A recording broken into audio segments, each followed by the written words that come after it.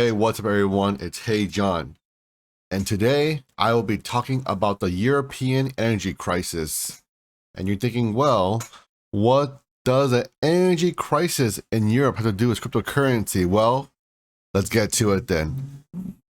Currently, is seeing an energy crisis due to the lack of liquefied natural gas (LNG). Essentially, what is LNG? It is the compression of natural gas into a liquid form in order to be transported around the world in a stable manner. The reason why it needs to be liquefied is so you can transfer lots of it by compressing it. So, what does this mean for America, China, Europe, and of course, South America? America is a big exporter of LNG, liquefied natural gas. China is a big buyer. And currently, we all know the way the markets work here, right? It's very simple. The products go to the highest bidder.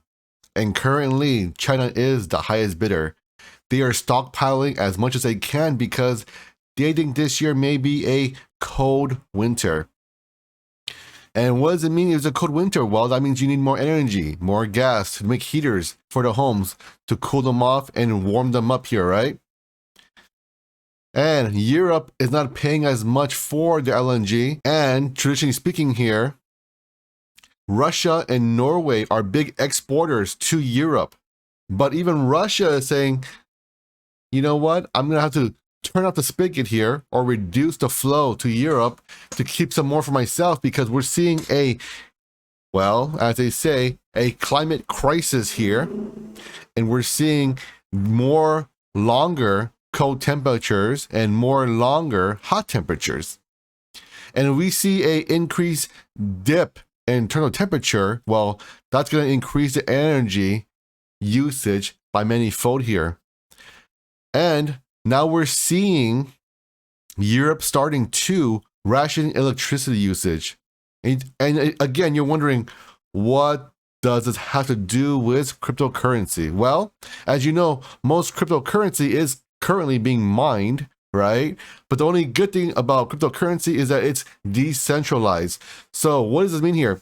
So even if Europeans get their energy regulated in terms of lower usage here, yeah, we may see fewer miners in Europe, which is not ideal because we want more hash rates here, but the load will get pushed to America, other continents, other countries here. But the thing is that if it gets offloaded to, say, America here, right, and there's more electricity usage in America, that means that these exporters may want to export less energy because we need more domestic use. Just food for thought, folks. And just because it happens in Europe, it still affects us because it trickles down to different countries and it affects different aspects of the cryptocurrency market here, at least in terms of mining here. And of course, the reason why we need to mine is because we need to verify transactions. That's the one thing that is so great about cryptocurrency is that it's decentralized and it can move around to different places here. All you need is one computer and say in Mars or Venus or wherever, and guess what? You can start a cryptocurrency with that one node. But of course, when you spread it out, it's more decentralized, right? As in not centralized. And if one falls down, guess what? There are other ones here and there to pick up the slack, and it's as if nothing ever happened. So that's the power of cryptocurrency. So going back to Europe here, again, if they're going to experience a colder weather, then that means that they're going to need more natural gas to heat up because you're thinking, well, why don't they use coal? Don't they have nuclear power? Yes, they do. But coal is dirty and people are trying to get away from dirty energy to use green energy here. And unfortunately for Europe, the windmills aren't as windy lately, so they're generating less power here. And their nuclear power plants are getting kind of old and they're trying to transition them off and turn them off. So that means when you get an older power plant, guess what? The efficiency decreases and therefore you generate less power. And if you want to take them down, well, guess what? You have even less power now. And you need alternative sources here. Green energy is fine, but I wouldn't say it's the go-to energy right now because Yes, you make, say for example, solar power here, right? It powers, it's sunny from like say 8 a.m. to say 5 p.m. Fantastic. But after 5 p.m. to 8 a.m. the next day, guess what? You have to use dirty power because all this green energy, it's not stored anywhere. It gets used or it gets lost. But currently there is a drive to make more battery alternatives to store it, right? But as of right now, the storage isn't as significant as we need. It's barely starting. Even with Tesla's battery packs and his large-scale initiatives, it's literally nothing if you think about it in a grand scheme of things. It sounds great, but it's still being piloted, okay? And a pilot program means it's only being sampled and tested out. It's not being rolled out nationwide or globally. It's here and there, it's pockets here and there to try it out, get data and say, hey, you know what? This is a viable option. But if we go down that route, then that means we have less batteries and less minerals to make batteries for cars, for electric cars. Why is this significant? Again, I want to reiterate, China is buying the liquid natural gas and they're paying a premium for it, and therefore they get the gas. But even China isn't, even though they're paying a premium for this liquefied natural gas here, they still aren't getting enough. So they're buying heating oil, they're buying coal, they're just stocking up with a just in case scenario here, which is, I think the way to go, just in case, right? You don't want a billion people rising up or freezing or famine or just, perishing because of cold weather here. So I think China is doing the prudent thing here by paying a premium to get those contracts and resources. And we're seeing even South Korea and Japan are actually starting to increase their electric rates, because even though they have contracts for long-term, LNG, the demand is too strong, and guess what? The contract needs to get renegotiated. If you want some, well, you're gonna have to pay up because this guy's paying this much more in there. So European electricity is currently at its all-time high, but not just at its all-time high, it is 3x above the standard price. So Europeans are seeing a squeeze in electricity. So mining in Europe may not be feasible anymore. So we may see miners decrease their mining in Europe and then transfer some out to it's cheaper, right? But when you transfer some out to it's cheaper, guess what? They probably are using cheaper sources of energy. And guess what? It probably isn't as clean, isn't as green.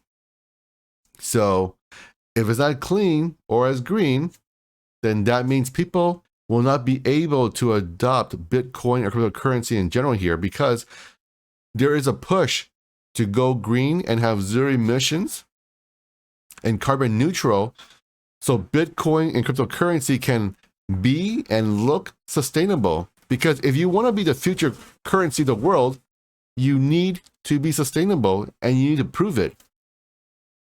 So this is why the energy crisis in Europe will affect cryptocurrency. Just because you can't mine in Europe, it doesn't mean it won't spread somewhere else, okay? So when it spreads somewhere else, guess what? Their energy demand increases, and if their country has less emissions regulations, well, guess what? They're going to use more dirty energy, and they're going to generate your dirty hash rates, and it'll give a bad image to cryptocurrency, and therefore give it a lower adoption rate, and show that, hey, you know what, cryptocurrency isn't as great as it should be, what it's made out to be.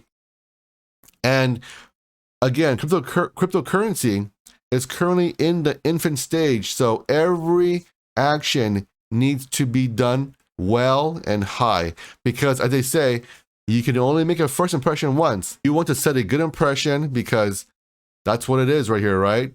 The second job interview, you only have one chance to sell yourself. So currently, cryptocurrency is still in the infant stage. Again, I want to reiterate, just because you and I know about it, we're in the minority, we're a niche. Because keep in mind, there's 7 billion plus people on the planet here, and there's literally maybe this much into cryptocurrency or even know what it is. And in order for it to expand and go everywhere else, well, we're going to need clean energy alternatives to make sure that our mining is sustainable. Also to note that if we see increased energy prices, and we will be seeing it, what does this mean for goods? for products being made here. Also to note here that you need lots of energy to create these ceramic bowls, ceramic products, and you need energy to heat up things, right? Make metal, you gotta heat it up to melt it. What does this mean here? This energy crisis, if people are paying a higher premium for it, for example, China here, right? And they use lots of energy to create these products. And as you know, most things are made in China.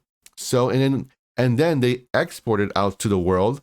Well, guess what? If their energy increases, that means their baseline production increases. So most likely they will be paying and passing on these increases to you. So that means that even though we're seeing transitory, shortages, etc. here, we're seeing transitory inflation. The thing is that it may not be transitory. It may be sustained inflation due to increased cost of everything, because energy is the most important resource in the world next to water. And if this resource is getting bid up because everyone's fighting over it and cryptocurrency needs lots of it to operate, we're going to see increased prices in our products and goods. And that'll squeeze out the local people. When I say local, I mean if you're in America, you're local. If you're Europe, you're local. If you're China, you're local here. Whatever. But the point being is that if you're paying more for goods being made in China, and if it increases in China, then guess what? It's going to increase everywhere else too. And if that happens, you are less likely and less able to invest your money into cryptocurrency because you are fighting and struggling to survive on a day-to-day basis of the ever-increasing cost of life. So I want to share this with you guys because I think this energy crisis is just starting. It may not be showing right now because there's currently reserves, and of course we're seeing more green power come up.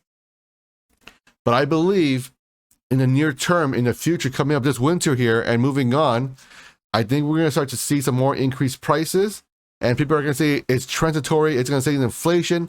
But the truth is we have more people chasing fewer and fewer goods, in this case, energy. So this means that we're going to increase the demand here. And if you've seen housing in America and the world, well, when you have more people chasing fewer houses, guess what? It pushes the prices up and put into a bubble. But this will be the everything made in China bubble. Everything made in the world bubble here.